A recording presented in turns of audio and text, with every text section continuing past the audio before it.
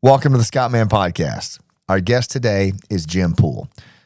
It's a different kind of podcast, and the reason is because Jim's going to be coming on to talk about a product called NuCalm, which basically helps you manage acute stress in your life and a bunch of other things as well, to get into flow state, to maximize performance. But I believe what Jim offers on this approach speaks to human connection.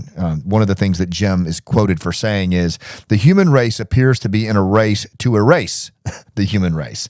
And at a time when many people seem to have lost control of their lives, NuCalm is the perfect remedy. This is what Jim says.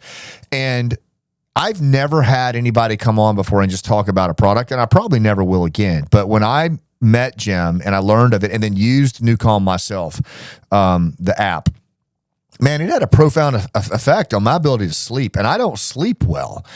And then the rescue application was even more profound. And so I asked Jim to come on and talk about it, because I hear from so many of you when we talk about what's going on in your lives, the level of stress, anxiety, and churn. Now, here's the thing. Jim is not a neuroscientist, although this is a neuroscience application. He's an accomplished business executive with extensive experience in healthcare, biotechnology, medical, financial services, market research, and IT industries.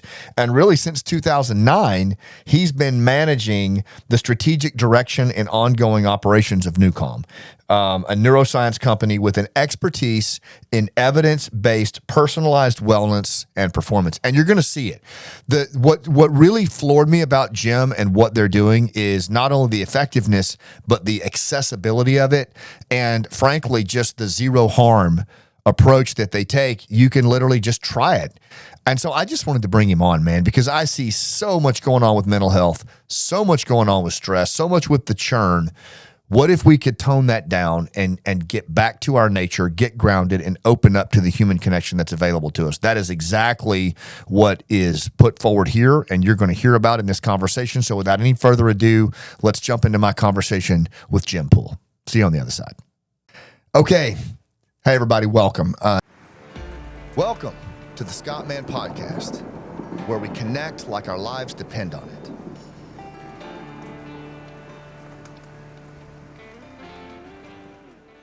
Jim, welcome to the Scott Mann Podcast. Thanks for having me. Do you do a lot of podcasts? I've done about 300. Really? Yeah. That's amazing. That's a lot. It is a lot. Do you do most of them in studio, or do you is it a mix? Because they've become so distributed now online, and there's all these different ways that they do them. Most of them are in the comfort of my home. Okay. And then sometimes it's travel to studio. Well, thank you for coming in here. I was thrilled to find out that you were moving to Tampa when Monty and I learned that this summer. Yeah. We've had a chance to have dinner and hang out and swap war stories. And this is my first podcast where I drove to it. Really? Yeah. All right. Well, that's a case of beer, as we used to say in the Army. Welcome, man. Look, we're gonna jump into the reason that I asked you to come on the podcast, and for folks watching, and I talked about this in the intro, but is just that there is such a need for dealing with a range of things that both veterans and civilians are dealing with. Everything from trauma to just anxiety, stress. A world that I call the churn, where we're just constantly disconnected and running around like crazy and struggling. There's a lot of struggle out there, and any modalities that are out there that can help people move through that, lead through that, I want folks to know about it. And I was immediately struck by what you're building with NuCalm and the way that you're helping. And I've used it. Like I've used it. Monty and I both have, and it's been profoundly effective. So I want, obviously, to talk about that. But before we do, I wonder if we could just talk a little bit about your backstory, what got you to this point, but, kind of your life growing up, where you're from, some of the things that you had to come through in your life to get to this point, and then we'll pivot into NuCalm itself. Wonderful. Thank you for the opportunity. I was born November 1968 in New Jersey. Lived in New Jersey for about 4.5 minutes. Was raised with a single mom and shared a baby apartment for 9 months with another man. So I'm an identical twin. Wow. Monozygote, identical twin. Moved around a lot. Both my parents are psychotherapists. They divorced when we were 2, which just goes to show you that psychotherapists can't cohabit with each other, which just makes sense. I think the moving around probably was a character builder for me. When you move 14 times before you graduate high school. Wow. My twin brother and I, the guys would want to kill us and the ladies would want to date us. So every place we moved, we were fighting. Yeah. That's just life. I think it established an inherent insecurity and a lack of foundational grounding. I never felt really grounded growing up and always felt tenacious and like I needed to prove myself. Yeah, I get that. I was never anchored. I was always on the move. I pursued psychology in the footsteps of my parents, maybe socialization, being around people who were sick a lot and coming into our home or whatever. And I did it for a while. Yeah.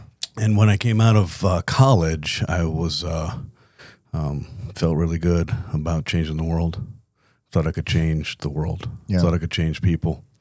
Working with people who are dual diagnosed or schizoaffective, schizophrenic, paranoid schizophrenia, borderline personality disorder, out of the State Mental Health Institutions of Massachusetts, you will eat humble pie really quickly when you realize, wait a second, I can't help any of these people. Yeah.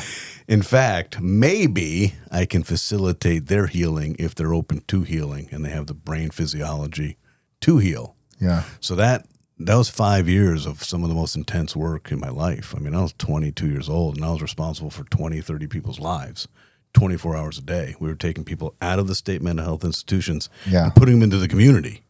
Wow. Think about that. Think about how our culture, if you choose a line of service, boy, you earn it. Yeah. Were you doing this as a counselor, clinician? Yeah. What was the... Yeah. Okay. Mental health counselor. Yeah. So under-resourced, underfunded, undereducated, thrown to the wolves. Yeah, and really extreme mental health stuff, right? Yeah. And it forced me to learn a lot and learn quickly. What was some of your biggest takeaways from that experience? Like, what did you come away with? The one humility is to know, and this is a really good lesson for all of us, we are very rarely in control of ourselves because of the neuronal circuitry of our brain, and I know we'll talk about that. But when we think we can control others, wow, that's a fallacy that has no founding in reality.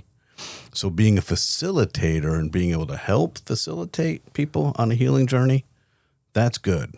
Thinking you can command that, help them. You know how much effort, if you think about it in your lifetime, how much effort have you put forth, how much emotion, how much energy to help somebody, and it never has an impact. Yeah. And how frustrated we get. Yeah, you know, I'm a recovering alcoholic, and one of the things that I had to learn very early on in AA for me was that this desire to control, this delusion that you can control shit, you know, like it's like marionettes on a stage, you know, that's a major contributor to the problem. It's just this delusion that we can control.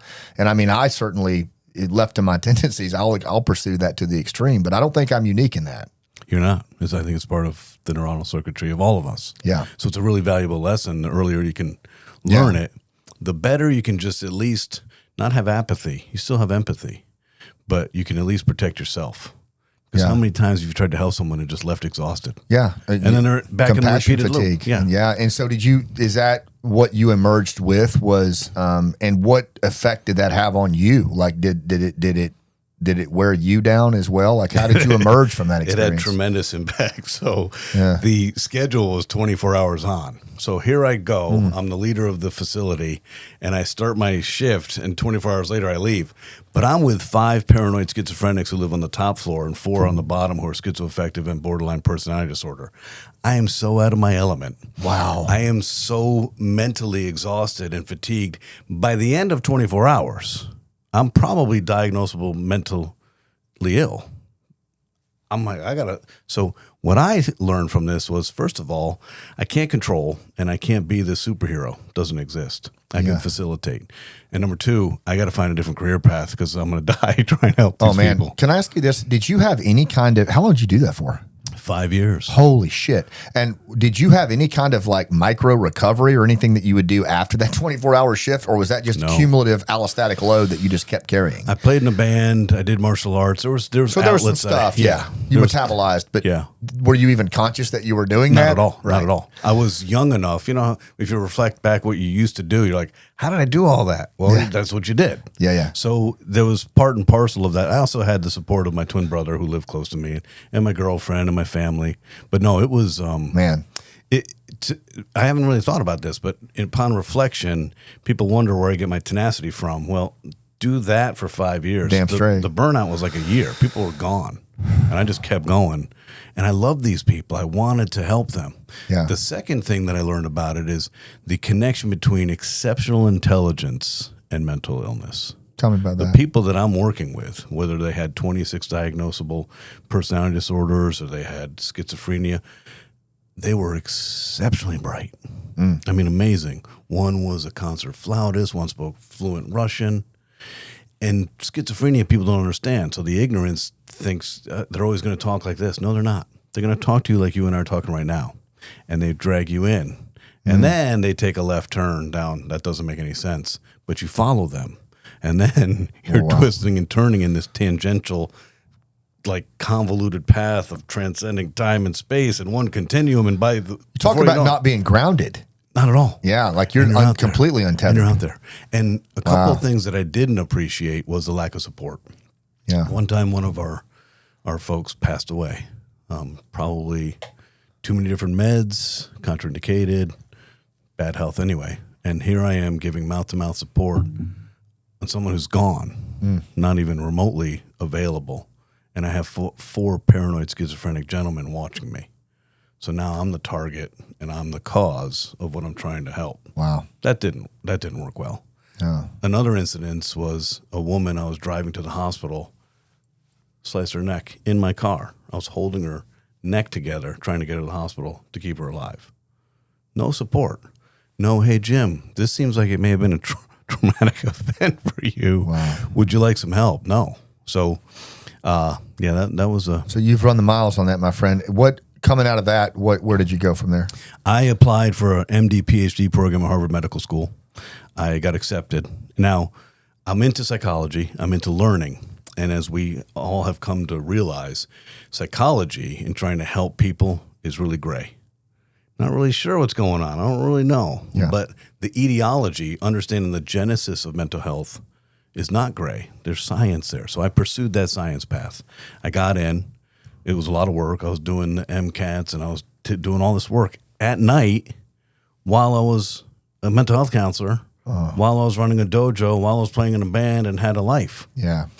And one night I woke up to go to the bathroom and I went back into my bed and I said, I don't want to do this. I don't want to go to school for 8 more years. Yeah. I want to have a life. So I got up and I went out on my futon. Remember back in the day when we had a futon living in Boston? And my wife came out around 5 in the morning. She says, what are you doing out here? I said, I don't want to do this. She said, what? I said, I don't want to go to medical school. She said, you've been working your butt off for years. I said, I can't explain it. I'm not doing it. I got to find another path. So I ended up going to Babson and got my MBA, and it was probably the best choice I ever made. Yeah, which when you and I were going through this and how you came into the NuCalm arena and being not only really not a founder, but certainly you've taken this thing to the next level. Like right. The journey from the world you were in into that. Can you talk about that? Because it feels like that's such a radical shift and like certainly wasn't something you saw coming, right? No, not at all. So when I left Babson, I spent about a decade doing mergers and acquisitions for Wall Street banks, which is really fun. The playing field of business is the same. Competitive intelligence, price sensitivity analysis, whatever. Business has the same pieces. It's just the variables in each industry. Yeah. So consulting and taking over companies and running companies is really fun. You'll never get bored until you do. And then the company sells and you go do it again. This was, we had acquired the largest private equity acquisition in the history of the dental industry, a company in Central California for Credit Suisse, DLJ Merchant Banking. And it was actually the last acquisition in their history. And I was running that company in 2008. The neuroscientist who invented this NuCalm technology was doing a lot of work in longitudinal health. He was doing a lot of work with complex trauma, and addiction. But it's really hard to see with any magnitude how much impact you're having. Right. It's longitudinal. So at what do you mean by longitudinal? Can you explain that? Long term, 1 year, 2 year, 3 years, Gotcha. 4 years. So at one point he thought, you know what? What can I do to affect acute stress? And so he's a bright guy, and he thought, having a human lie on their back, open their mouths, and have a stranger put their hands and instruments in your mouth elicits a fight or flight response. This is our survival. If someone inadvertently reaches for your mouth, you move. Yeah. This is how we communicate, how we eat, how we live, right? So he started working with a high-fear dental practice in San Antonio, Texas. So this gentleman used to knock out, literally render them unconscious with sedation, any patient that came in. And Dr. Holloway introduced... Because the fear was so high. Like these were folks that went to that because their fear was so high. Yes. Gotcha. 60 million Americans, this is a mind blower, 60 million Americans avoid going to the dentist out of fear. 60 million. My wife's dad is a dentist, and part of it's because I dipped Copenhagen most of my life, but I hate it. I still hate it. Yeah. I mean, it freaks me the hell out, man. Yeah. So how many is it again? 60 million, like just under 1/5 of the population. Wow. But the oral systemic health link of our gingival health and anaerobic bacteria leads to heart plaque. You got to see the dentist. Yeah. So these folks would come in and he would literally knock them out. Now, doing oral conscious sedation or IV sedation on patients for dentistry seems a little overkill, but that's what his whole philosophy was. Okay. Then Dr. Holloway comes in and introduces him to this technology. And Dr. Holloway's the neuroscientist that is looking at acute stress. Yes, yeah. Okay. So he introduces him to this technology. He says, here, put an eye mask on and a headphone. We're going to play this music. And it was like magic to him. He's like, I don't understand how this is working, but now I'm working on people that are not cognitively compromised. They're not on drugs. They're like monks, and they can listen to me, and they're available, but they just are relaxed.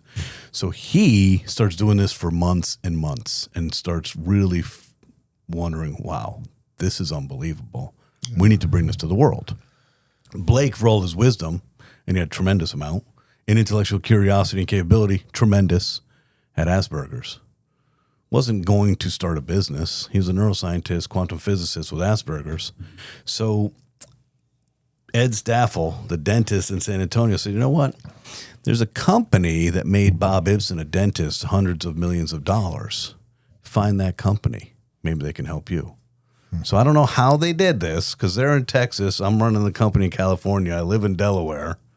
And they found me. Yeah. Connections, right? Human connections, man. And you and I talk about this a lot. Yeah. It's amazing. It's amazing what connections can lead to. So, and the connections are amazing when you're aware that they are supposed to be. There's a lot of connections that come to us that we're completely blind to it because we're in that gerbil wheel. That's spot on, man. We're not even open to them, are we? Not even open to it. Yeah. And then when we stop and we reflect and say, okay, this is what's happening, then we wonder, wow, this is really weird. But it's always happened that way. We just weren't open to it. Can I share something with you real quick? Yeah. When the Afghanistan, this is different, completely different context, but just to make that point, when the Afghanistan withdrawal happened, and a bunch of us were working to get people out, right? Ours was Task Force Pineapple, but there were other groups. One of the people that worked for me, a younger person, she contacted me and she said, hey, there's some guy that's reaching out to you on X. His name's John Andrasik, some group called Five for Fighting. Do you want me to just get rid of him? And I'm like, no, that's like John, like Grammy Award win, like a big time performer. I was like, no, let me talk to him. So I ended up talking to the guy, and he was getting musicians out of Afghanistan, and we ended up becoming friends. He ended up watching the play Last Out on Amazon and connected us to Gary Sinise, who ended up sponsoring the play to tour like dozens of cities across America. But I had tried for like 6 years to reach him, but it just like that connection almost didn't happen. Right. Because like you said, just weren't open. She wasn't open to it at all. Right. Not any fault of her own, but it happens. And you wonder how many do we miss? A lot. Yeah. I don't think for me personally, I'm 56. I didn't have the self-awareness probably for 45 years. So do you attribute that to this? I do, application. absolutely. Anyway, go ahead. I didn't mean to throw you off your game, but no, it's fascinating to me. it is fascinating. So the connection was made. So Blake reached out to me, literally a phone call. I was in Chicago, and I took a call from a strange number, which I don't normally do. And it was a man with a southern drawl, which disarmed my East Coast Wall Street douchebaggery, right? And he just talked in a fascinating tone. Yeah. And he talked about the brain, which I like. And he talked above my head about the brain. But he said this simple concept. He said, Jim, I've invented a technology that quickly, safely, and predictably relaxes the mind and body within minutes without any side effects. I'd never heard that statement before. I didn't know what it meant, but I knew something's here. Yeah. And you knew enough about that realm to know that's something special that he had just said. I was completely intrigued. Right. And it was about 10 weeks of diligence where I just felt like I really want to help this man. I love his compassion. I love his intellect. I like talking to him, but I don't think I can. And I was going to tell him goodbye. Thank you very much. Good luck. And something made me get a ticket to fly down to Texas and meet him. Wow. And it was like maybe he deserves an in-person meeting before I sever this relationship. And it was incredible. So I tried the concept of the technology in a doctor's office in San Antonio, Texas. And it was about a 25, 30-minute experience. And I still remember vividly today. I remember having a really profound itch on my nose.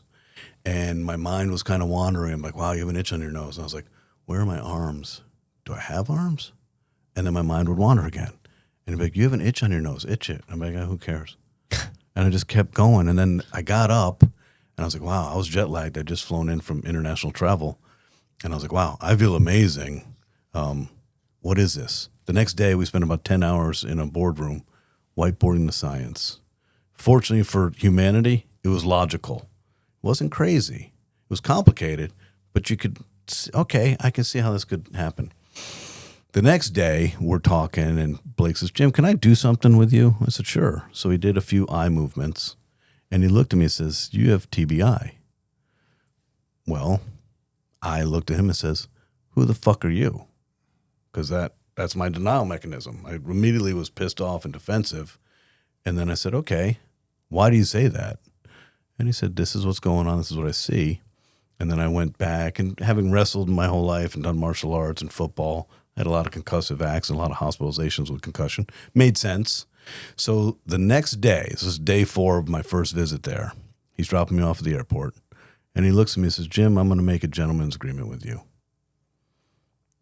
I'll keep you healthy if you make me wealthy. And I shook his hand and then took over the company. Wow. Okay. Yeah. And what was the move? What was the play at that point? Because when people hear this, there's so much out there, that's being talked about as hacks and ways to deal with everything from stress to trauma, and some of it legit, some of it not. What were you up against as you looked at this? Because clearly, like the narrative wasn't out there about this yet, right? That's probably something you're going to take on. What were you looking at in terms of what was the biggest obstacle in terms of taking this to market? 16 years ago, you guys, we weren't talking about sleep and rest. We were talking about, hey, I only sleep 2 hours a night. I'm a superhero. Yeah. This is 16 years ago. Yeah. None of this was in the zeitgeist. The hurdles and the obstacles were tremendous, and they're everywhere we looked. But you follow a logical path and you follow a method. The method was, first, we need to prove that this is real, not anecdotal. We need to prove in the scientific community what this is. So I went out and established a medical advisory board of 52 of the best doctors, academicians, and scientists in the world. And it wasn't that hard because you just play into their ego. Hey, Dr. Pang at Harvard Medical School, our scientist is smarter than you. What? This is what he invented. What is it? I don't really know. Help me corroborate it or destroy it, but help me. Mm-hmm. I'm not going to pay you. You're not going to get anything for free. I'm not going to influence your research design. You're the expert, not me. But if you're curious, help me. And that's what I did for a year. Personally trained every doctor and started doing these parallel studies. So step number 1, neuroscience product, do the research. Step number 2, go through the regulatory, FDA, Health Canada, military approval, NSS certified for sport. Number 3, create a commercial package and begin using this. So November 5th, 2009, Chicago, Illinois, we do our first surgery using this technology to replace general anesthesia. So now it's starting to get real. Can you talk for just a second, like just break it down like I'm a third grader? What is this product called like NuCalm, and what does it actually do? NuCalm is, let's start back in one fundamental kind of understanding of the human brain. Okay. Everybody's brain oscillates in a frequency range. No frequency, no life. 41 hertz is the frequency range. One thing I like about this, Scott, is everybody's brain oscillates in the same frequency range. Yeah. 8.4 billion people have an operating system, and there are frequencies. Frequencies are long, waveform like this. This is delta, big amplitude, slow waveform. There are 5 categories of brainwave function. Delta, theta, and alpha are slow frequencies in sleep. Beta and gamma are fast frequencies in action. Okay. So quickly going through it, 0.5 hertz to 4 hertz is delta, dreamless like deep sleep. You're drooling in your pillow. You're not dreaming. Your body's restoring. Theta is 4 hertz to 7 hertz. This is the healing zone. This is really important for us. Healing zone sounds like a place I want to spend time in. This is why humans need to sleep. If you don't sleep for 10 or 11 days, you don't stay alive. Why is that? Because in theta, your cells clean their toxins, do their cellular maintenance. Cellular stenosis, dead cells get cleaned out. Mitochondria is restored. This is why we need to sleep. It's a certain frequency in sleep. And then alpha is 8 hertz to 12 hertz. That's sleep. Beta is the broadest range and the fastest range.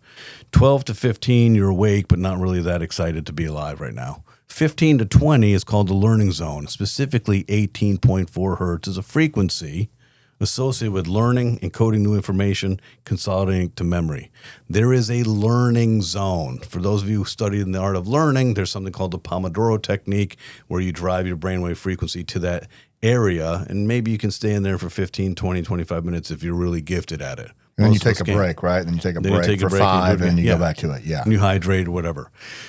20 to 25 hertz is where most people spend most of the time. Okay. Fast frequency, agitation, confusion, distraction, worry, fear, stress, impatience. No shortage of that these days. No shortage of that. Okay. Right. What I call the churn. The churn. Yeah. 25 to 30 is more of it.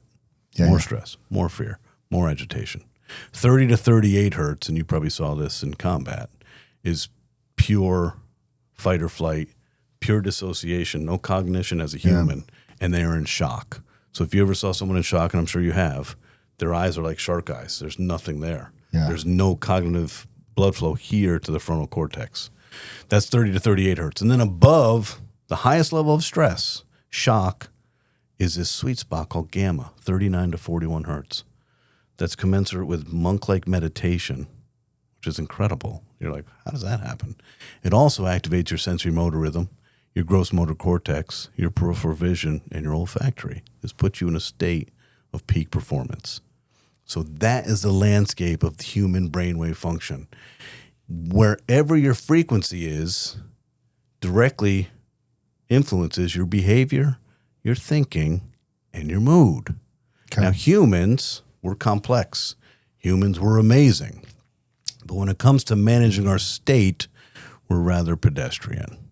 We rely on caffeine, sugary drinks, Monster Energy, 5-Hour Energy, Red Bull, espresso, Starbucks, Dunkin' Donuts. Nicotine. Yeah. What does that do? It increases the frequency of your brain, so you think faster. You're having a tough day, you're in psychic pain. You have a glass of wine, you have a glass of beer, you have a sip of whiskey. People engage in marijuana, CBD, psilocybin. You have anxiety, you take anti-anxiety. You have depression, you take antidepressant. You have trouble sleeping, you take a sleeping pill. We as a human species regulate our behavior through external stimulation. Nobody even knows this. Nobody's told this. We've normalized it, right? It's all We've normalized it to where it's just what you do. It's all normalized. So Dr. Holloway, beginning in 1990, has a clinical practice in Texas, serving veterans coming out of the theater of war, serving female population coming out of abuse, dealing with complex trauma, and addiction. Okay. The frequency is going too fast. they can't stop that.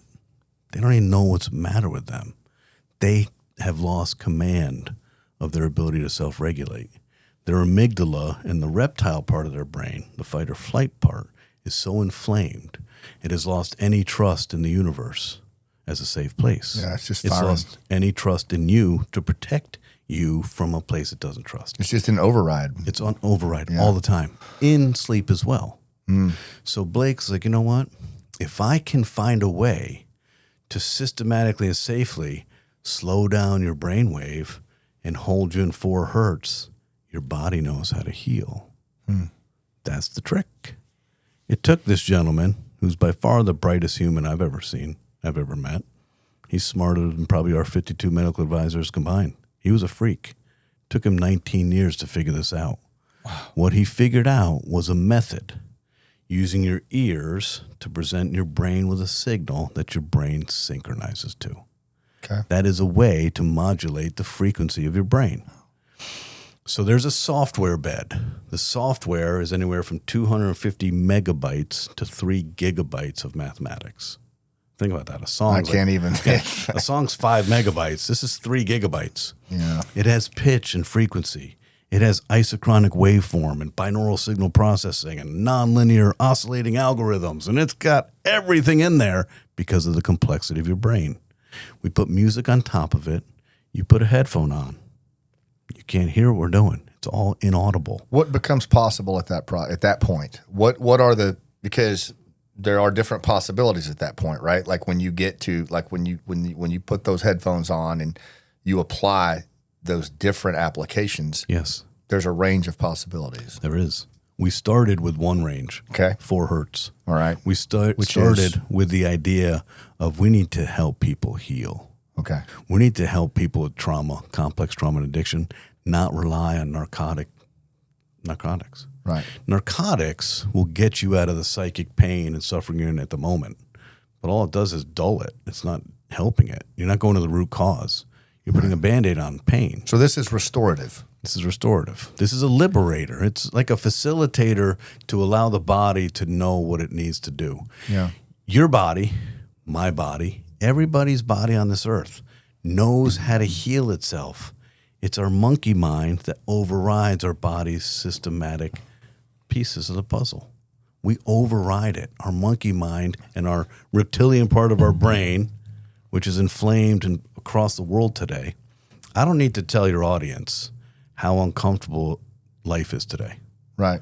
We're not in a good place as a species. But isn't that true, Jim, just across the board? Yeah. Like, I'm a storyteller. And so one of the things that I work with people who've been through trauma, Yeah. bad stuff, combat veterans, abuse, but similar to what you're saying, through storytelling, which is a primal act that we've been doing for 100,000 years at least, it is an embodied act. So storytelling in its purest form the body is a physical act, right? Yes. And if you look at how people communicate today, if you look at how people navigate the world, they're all in their head, right? But if you watch someone who tells their story, particularly someone who's been through trauma, who's been scuffed up, once that embodied act takes place and they start to tell that story, I mean, you can literally feel the vibrations in the air.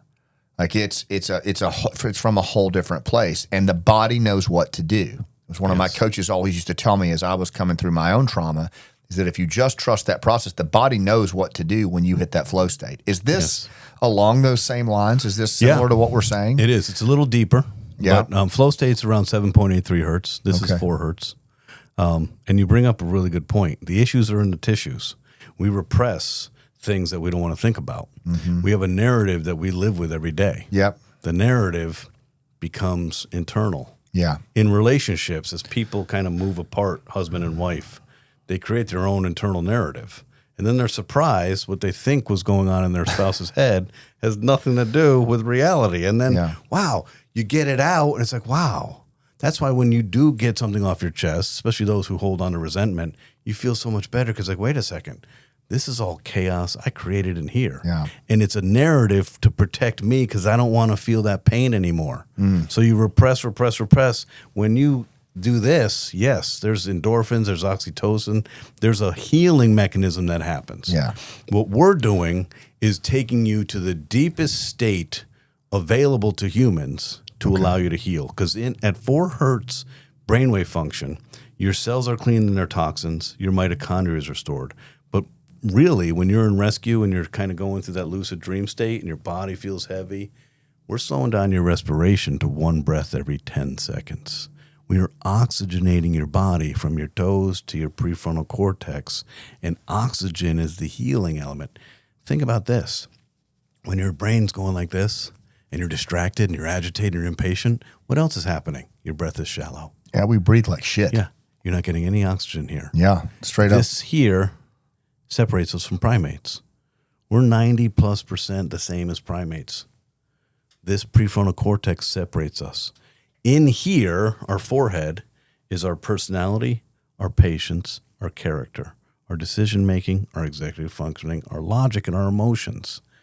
But here in our midbrain, this amygdala, that's an almond-shaped piece in our midbrain, has about a 36 million year head start on neuronal circuitry. It does. Spot on, man. No, It is the perfect architected system for survival.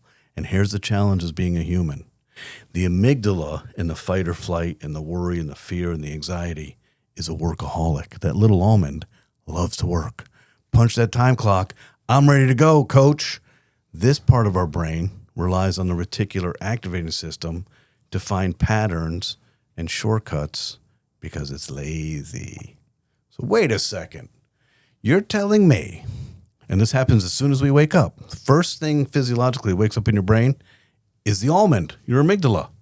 You never wake up thinking, wow, today's going to be the best day of my life. I feel great, filled with gratitude, love, and joy. People love me and I love everybody. No. The first thing we think of is, what did I have to do today? What did I do last night? How many emails did I have to do? That's the amygdala. So the amygdala is always working. Yeah. And you'll notice with the amygdala and fear and anxiety, it doesn't feed off of food. It feeds off ideas. Yeah. And this part of our brain doesn't have a filter. It can't determine, hey, that's just a thought. It's Right. a thought that's creating a trigger. It's not real. I'm not in mortal danger. But once the amygdala takes hold and grabs your resources, it takes all the blood and oxygen-rich red blood from your forehead, which is you, and it activates your visceral organs, takes the blood flow from your extremities, and mobilizes you to protect you. And it accelerates your heart, and it shallows your breath. And those responses that you're talking about are great for a saber-toothed tiger. Correct. Not so great if your 401k is eroding over 6 months. Correct. Not really great, if anything. It's inappropriate. Besides mortal danger. Right. It's inappropriate for a first world problem. Yes. The problem is evolution happens really slowly. Yes, sir. The problem is meditation has been around for 3,500 years. Yeah. Talk about slow adopters as a species. Come on, people. So Yeah. evolution happens. So our brain, the physiology of our brain and the circuitry of our brain is still mimics the cave brain. Your ancient brains.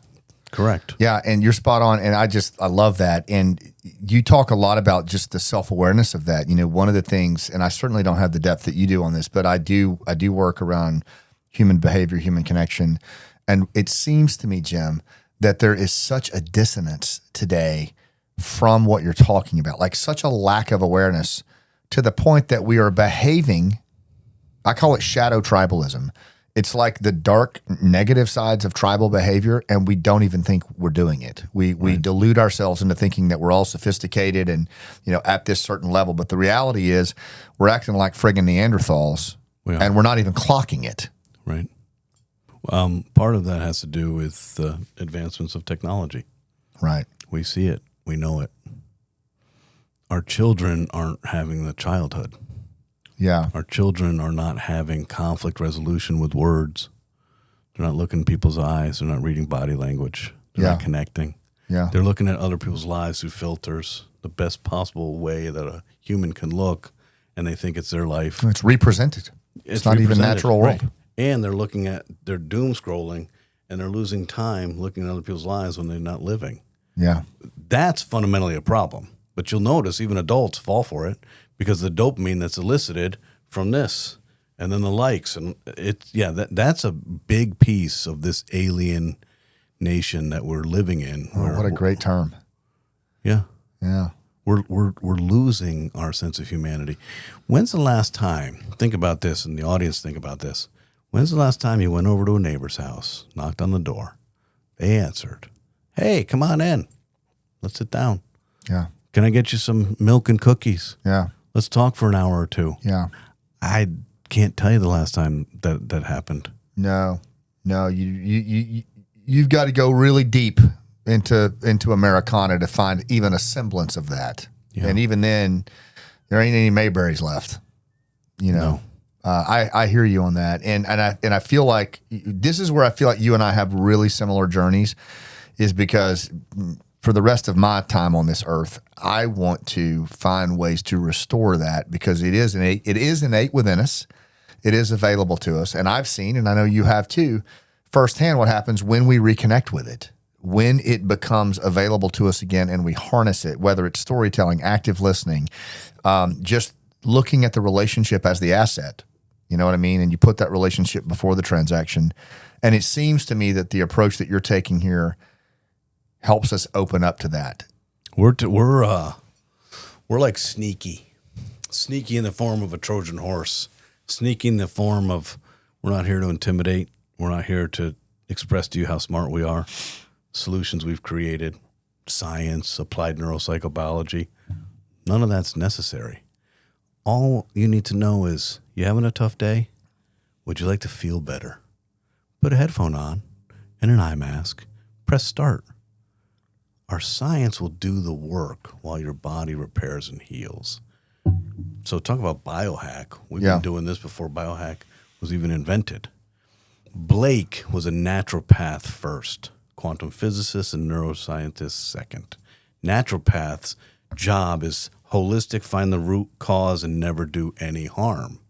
All he did was use the body's natural mechanisms and modulate your brainwave frequency in a safe, predictable manner to allow you to move where you need to move. I am incapable as a human at 56 years old to meditate. I did it for 20 years as a martial artist. I never had any success. I still don't even know what I'm supposed to think. I used to, when I'd close my eyes, I'd have panic attacks thinking about my bills and my girlfriend, whatever. I was like, I can't do this. Yeah. It's not in my genetic makeup. I'm not going to do yoga. Can you imagine seeing my chicken legs and yoga pants? No. I'm not going to do Tai Chi. I love Taekwondo and Goju-Ryu. If I can't kick you in the face, I don't want to just do slow movement. So there's things that are available to me that I will never do. This technology allows me to meditate like a monk, but live my life. So it's brilliant in its availability to those of us who will not make the time, energy, and effort, because we need mindfulness. Yes. I mean, Lord, do we? You talked about the restorative nature of this, and you went there first. What are the divergent paths in which this can manifest, that this is available? Like, what types of state can we address here? So one of the, I think, coolest things about what we did is we didn't know what we were doing. Okay. We knew that we had brought to life an all-natural way to downregulate stress for complex trauma. Okay. That's a miracle. That was your starting point. Yeah, and that's like a miracle. And that's pretty badass. Yeah, you're like, okay, this is incredible. We started doing surgery. So everything that we did was a $6,000 FDA Class A medical device. There was 4 components. It was complicated. The outcome was so powerful that no one cared it was complicated. So we started doing surgeries, replacing general anesthesia, within 4 or 5 minutes, putting every patient in that state. And so we did a lot of before and after videos, and it was fascinating. Before a surgery, people are out of their minds. Their neck is red.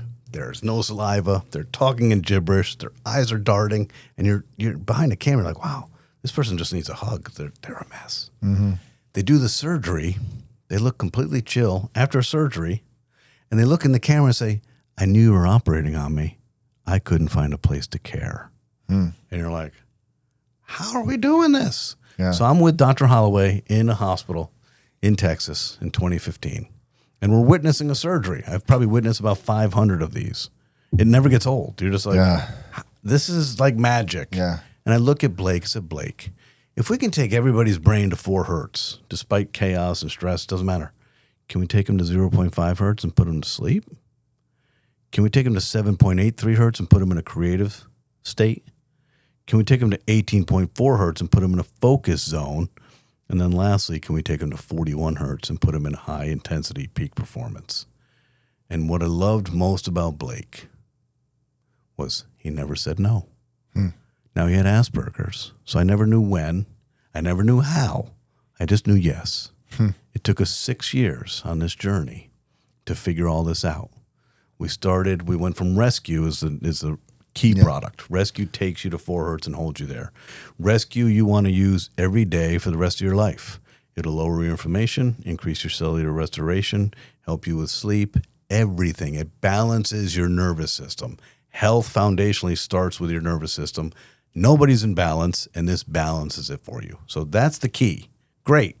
But then we started making these other tracks. So today, we have a mobile app with 6 products on one mobile app, which seems like overkill.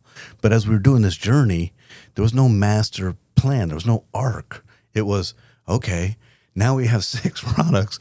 Do we make 6 apps? No, that seems complicated. Let's do one app. So on the app, we have Deep Sleep. Deep Sleep with a speaker in your bedroom. No headphone. Very complicated. It took us a long time to invent that.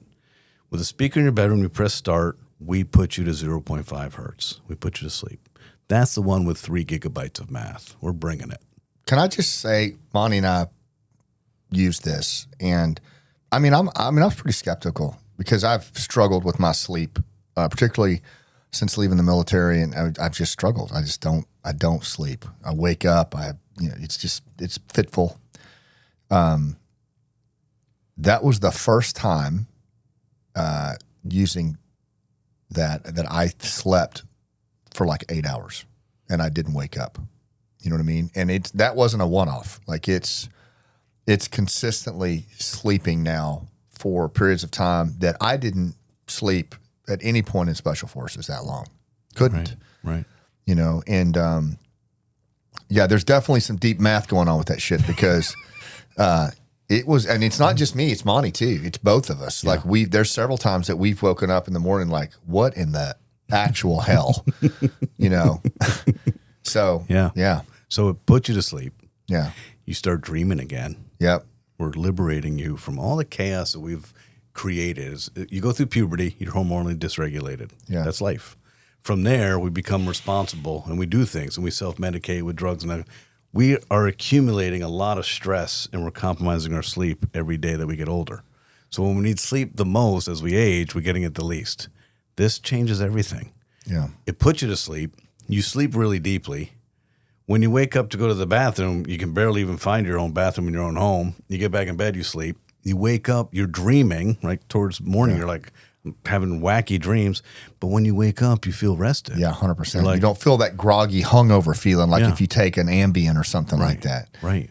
You know. So deep sleep, to me, was like a gift from heaven. Yeah. Rescue is you actually have to put on an eye mask and a headphone and find time. But deep sleep is like, listen, are you going to sleep? Probably. Do you have a speaker in your bedroom? Yes. Press start. Yeah. That's how easy it has to be. So deep sleep came to the world, and it's by no coincidence and surprise. It is the most popular track in the world. In fact, of the 70 tracks on the app, the top 8 out of 10 are deep sleep tracks. We're doing about 1.3 to 1.4 million minutes a day, and it never changes. Wow. Deepest Sleep Plus, number 1. Summer Rain, 10 hours, number 2. Yeah, so deep sleep came. Then we launched Power Nap. Power Nap was 20 minutes using the physics of Rescue. We take you down to 4 hertz. We help you kind of heal. But we're now becoming experts in brainwave modulation, and we're almost like alchemists. So we're like, hey, you know what? When you fall asleep and take a nap, most of the time people wake up grouchy.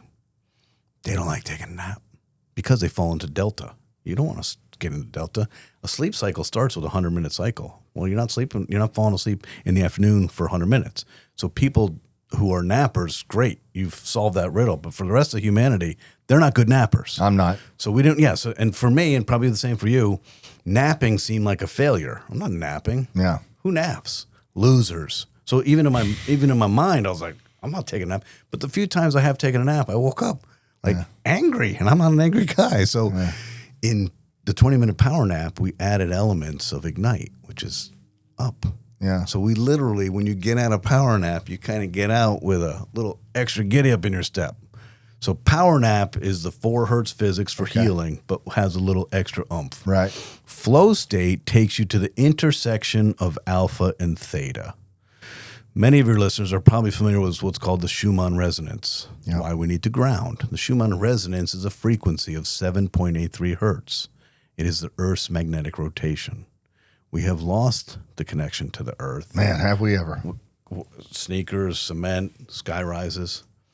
So it's like, wow, yeah, you should take your socks and shoes off and stand on the Earth. Of course you should. That's how we're connected. Everything is connected by math. So 7.83 hertz is not just the magnetic rotation of the Earth. It's the resonance of the human body cavity. This is in the 1930s, Nikola Tesla knew this. So 100 years later, we're like, what? So 7.83 hertz is this gateway to your subconscious where you have access to your thoughts. The control matrix, like the narrative we tell ourselves because we don't want to think of bad things, goes away. You now have access to your subconscious. You're in the creative arts. You are. Totally. So now you can access that. No procrastinations, no writer's block, and also no triggers of anxiety. So you're just free to flow. That's flow state. Yeah. That's 7.83 hertz. Amazing. 18.4 hertz is the learning zone. When we sit down to do things, our brain can stay on point for a few minutes and then distractions come in the way. It's not distractions because we're lazy and we're incapable of commanding our mind. It's the amygdala. The amygdala loves to work. So it's like, hey, what's for dinner? Hey, did you take out the trash? Hey, you got to call back your daughter. Hey, you got to do this. No, I don't need any of that. I need to focus. You put a headphone on, 18.4 hertz, you focus. Yeah. And then lastly, we launched Ignite, which is for any high performer, just a gift. It's 13 minutes long. We start you at 15 hertz. We ramp you up. And the last 3 minutes is pure warrior brain. 41 hertz. Activate your gross motor cortex. Activate your sensory motor rhythm. Increase your peripheral vision. Increase your olfactory. Activate your mental acuity. There's no garbage in your brain. There's no distraction. You are left to your muscle memory and you're left to peak performance with zero effort. And all you do is put a headphone on. So military and professional athletes since 2016, we've been serving that population. So it almost, to me, like I try to put myself in the because we've got a lot of people who watch that are special operators, law enforcement, but just high performers, and they're, some of them, you've probably encountered this a lot, I'm sure, just going, okay, come on, man. Like, yeah, whatever. Like, I'm sure it does some of that, but come on. What kind of resistance have you faced with this? Like, what are the top objections that you hear, and what do you say to those? Skepticism is necessary. We've been lied to from birth by a million marketing lies. I expect skepticism. I also expect kind of, because when you're pioneering something so advanced, no one's ever heard of this. And the brain demands a point of reference or it gets paralyzed. Yeah, I mean, there's a lot of veterans, Jim, that just feel, and first responders too, that just feel like, dude, it is what it is. Like, this is what I got to live with for the rest of my life. And none of that could be farther from the truth. That's fantastic. And this is the truth. So it's not really up to you and I to express what can be. We have a 7-day free trial on a mobile app that you can get for as low as 50 cents a day. We did it. We transitioned from a complicated $6,000 FDA Class C medical device, and in 2021 took all of our science and made it easy. Yeah. Because I'm not interested in being a profiteering neuroscience company serving finite groups. I'm interested in liberating humanity from the and accessibility. I don't have people on here to talk their products. I don't. Yeah. I never have. You're the first, right? And the reason is because what I experienced. How I came to learn about it from a friend and the accessibility of it, to be quite honest with you. Yeah. And the fact that you're so accessible that you took time to, like, even before this, to sit down with Monty and me. And because I stomp around this globe doing storytelling and sitting down with Gold Star mothers and a lot of people who are hurting, right? And I spend a lot of time with them. And I'm constantly got my eyes open for God, there's got to be some stuff out there that can actually get them back in the game, or frankly, just let them play at the level because they're so damn good. You know what I mean? Like they've got so much to offer. They're going through it. And so I am excited about it. What are some of the things that you're doing now that would surprise people when they hear this? Like where are you, playing at the high levels with this? Like what are you seeing this applied for impact across the world? Tuesday morning, I spoke to a whole group of people with stage 4 cancer. October 14th, 2014, under the direction of Dr. Janet Ranicky, an MD, PhD, Dr. Rao, Dr. Michael Gallitzer, NuCalm was a founding member of the Comprehensive Cancer Wellness Program. On Tuesday, we had a woman join us. Her name was Lena. I recognized her face, and I was like, Well, Jan, before we started, said, hey, we have a special guest today, Jim. Lena was in our first program 11 years ago. Her medical oncologist told her to go home, get your affairs in order, and pass with dignity 11 years ago. Wow. Now, NuCalm doesn't cure cancer. Your body is wholly capable of doing that. But as soon as you're diagnosed with cancer, you are consumed with fear and stress and anxiety and worry.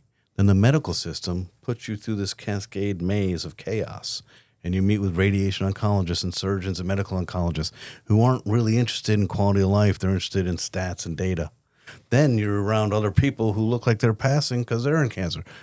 It's not a healthy pathway for stress management and sleep. So when you need sleep the most, you're getting it the least, which is accelerating the disease state and the end of your life. Inflammation and everything. Everything. Yeah. So with NuCalm, literally I can look into someone's eyes and say, you're going to stay alive.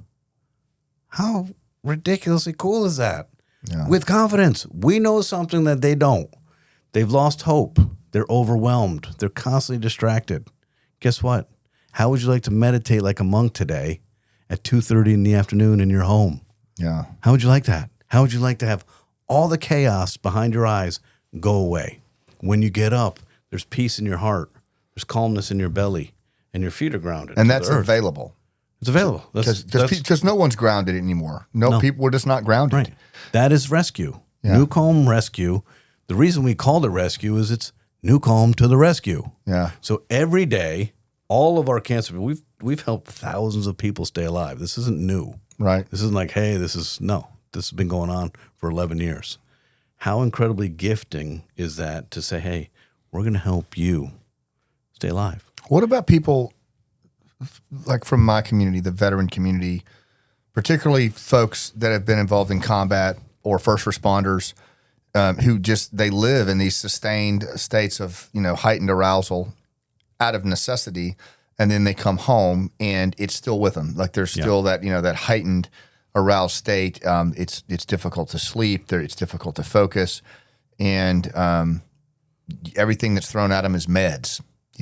What about those folks, and what have you seen with NuCalm in terms of affecting that?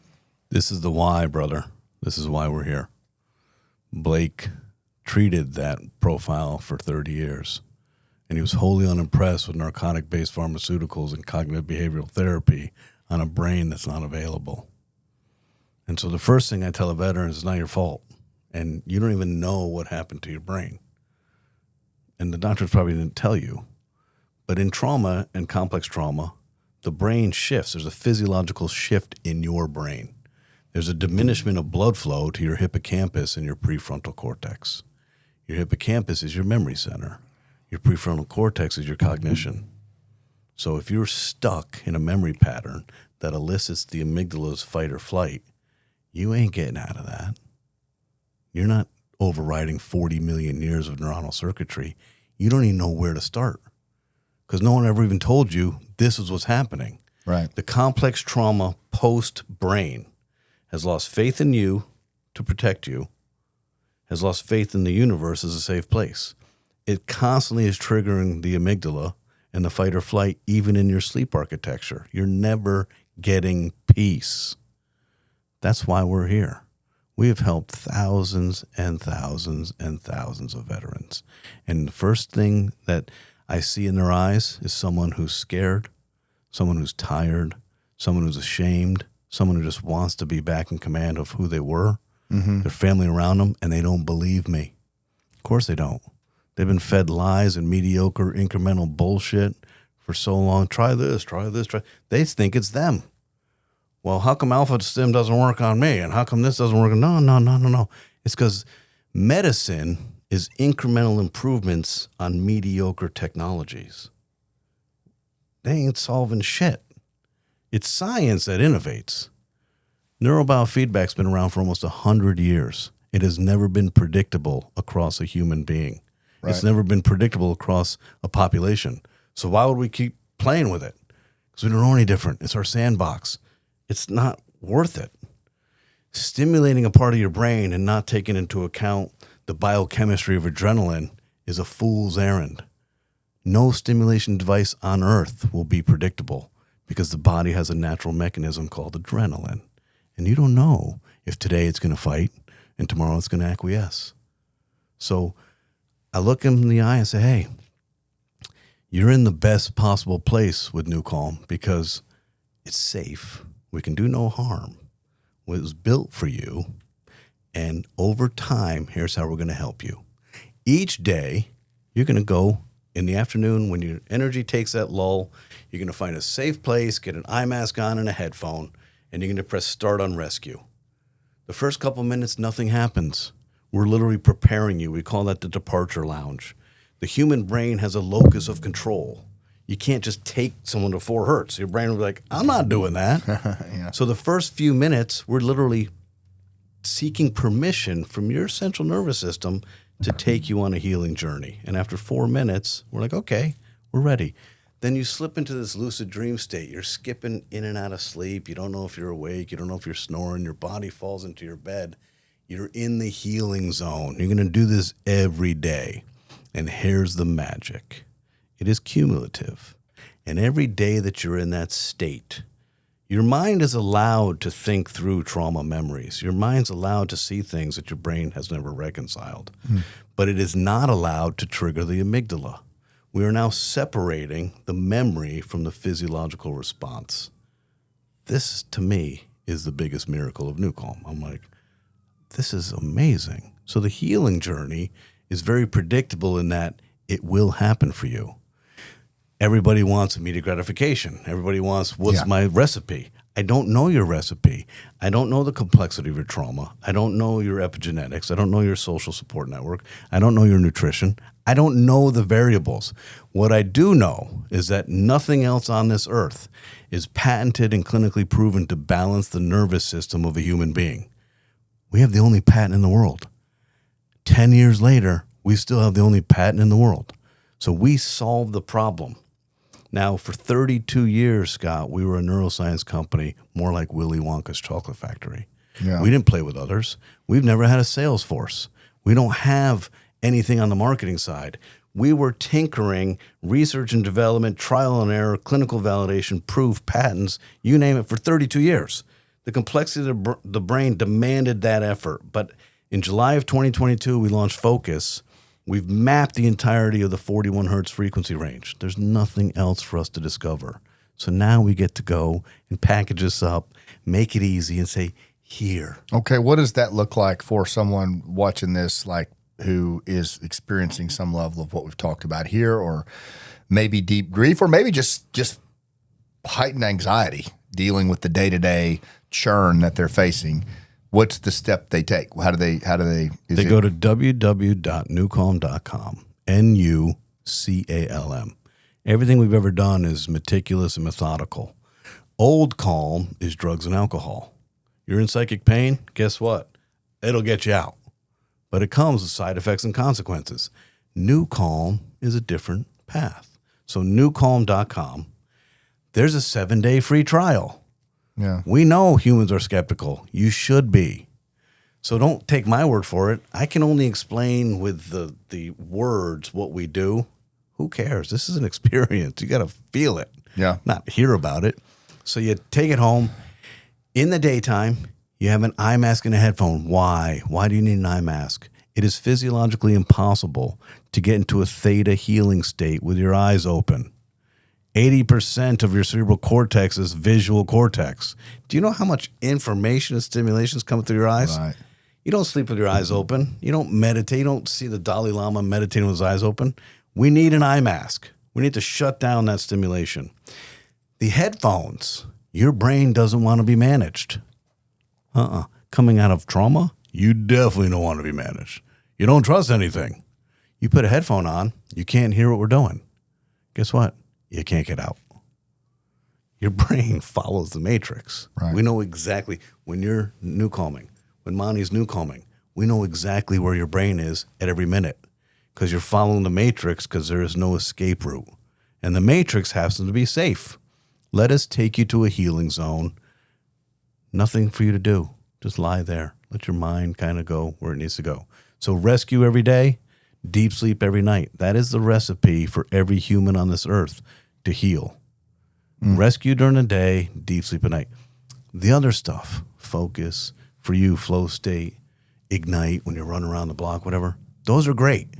But we don't start there because we need to balance your nervous system and we need to get rid of all the accumulated stress that in your lifetime you have put on your shoulders. Think about how resilient humans are. It's a blessing and a curse. Yeah. Think about how much we carry. And then when it's gone, you're like, whoa. When people get out of their first NuCalm experience, they're like, what the hell? That was me. Yeah. It's like, what the hell is this? It's called peace. It's called relaxation for the first time. I've had experiences, I don't want to say if they were similar, but like, somatic breathing. Yeah. I've had, it feels kind of like that. Yes. But both are just like amazing in terms of the feeling afterwards. It's a complete let go. And I can't remember the last time I felt that, and most people never. Yeah. Yeah. Jim, what did we not talk about on this that we need to, in terms of, I think we've covered a lot of ground, but is there anything on this that, because I really do believe getting the word out on it is important. So is there anything that we didn't cover that you feel like we should? I always want to reinforce that we're all made from the same parts. Mm-hmm. There's 8.4 billion people on Earth right now. Right. It's weird to me that everyone thinks they're unique. Couldn't be further from the truth. Your brain has an amygdala. So does mine. Your brain has a prefrontal cortex. So do I. Your brain oscillates in a frequency range of 41 hertz. So does mine.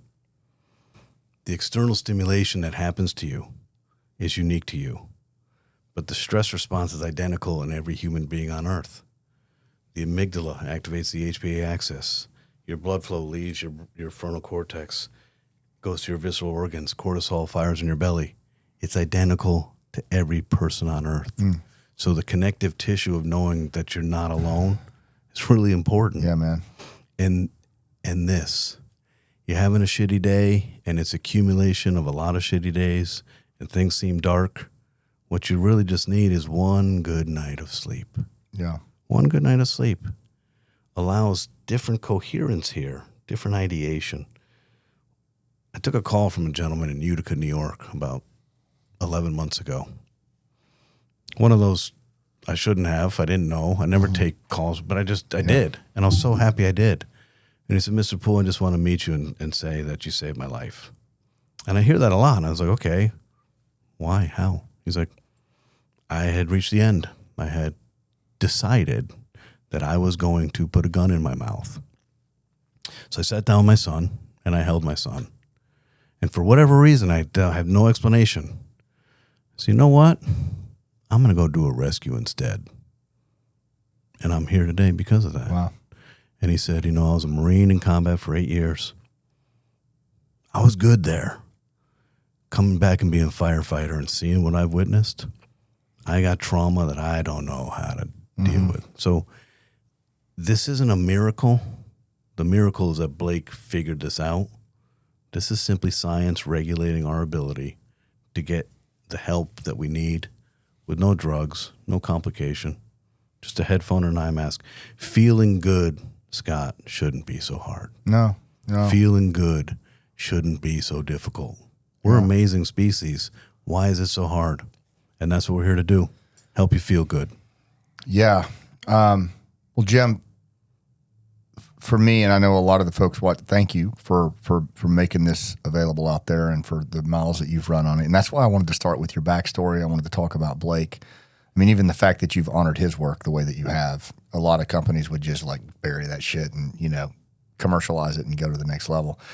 The accessibility of it and the opportunity to just see people, let people see for themselves and experience it. So I'm grateful for it. I know it's certainly had an impact on my life. I'm going to get more into the one to help my flow state. That's the one that's next for me on the writing. Yeah. But before we close, just a couple of little things here as a small token. Your Scott Mann Podcast Yeti. This is thank you. You're welcome. And this is from my buddy Matt Williams. I want to introduce you to him, but Matt is he's a CIA former case officer, a lot of time in combat, has experienced like a lot of people watching his own trauma and events from that world, and is just a tireless advocate for mental health and finding new ways to heal. And I know he's a huge fan of what you're doing. Anyway, he makes these wallets by hand. They're American-made, all materials. He stitches it with a cowboy sewing machine. Wow. It's part of his coming home therapy, right? So that is, and his company is called Gravel Drive. But anyway, we want you to have that. It's a really cool little sleek wallet for when you're very much stomping around the globe. Thank you, Matt. And this is the bullet pen I was telling you about with Jeff Falco. This is yours. Amazing. Made by Gold Star Dad, and pens with purpose. And man, if what you're doing doesn't embody that, I don't know who does. So thank you, man. Thank you very much for everything. It's good to call you a friend. Yeah, and I appreciate you coming on. Once we've been wanting to do this for a long time. Come back at some point. I want to come back and talk about. We'll keep hitting NuCalm, but I also want to talk contextually about a lot of the stuff that we touched on today, like human connection, the churn, how people's primal responses are governing their behavior in a modern world, and that contrast that's happening. I think there's a lot to unpack there. And I think the more we can do that and the more we can help people kind of understand that trance state that we're all slipping into inadvertently, the more and more this makes sense. Can we get you back? Absolutely. All right, man. Thank you so much. Thank you. Thank you, everybody. Thanks to everybody that watched. If this episode was useful for you, please share it. I mean, we're building the Scott Mann Podcast organically. It's crazy how much this thing has grown since January, since we started. We're continuing to pivot more and more into human connection and ways that we can tap into the natural world, tap into our own biology, and leverage the innate primal drivers that we have to make better connections, to build social capital, to be the antibody to that churn and disconnection and disengagement that's out there. And I fully believe in what Jim and his team are doing. And I just wanted you to see it. I wanted you to have access to it and hopefully try it for yourself. So thanks for what you do. Give us a rating if you would, subscribe, and I'll see you on the rooftop. And just one other thing, I just want to be clear about this. I am in no way, shape, or form affiliated with NuCalm. I wrestled back and forth on having this conversation on here because it is product-based, but at the end of the day, what it offers and the accessibility of it is profound. And so for me, this is just getting it out there so you all can see it, know about it, give it a shot yourselves and see what it's about, because I do think there's something to it.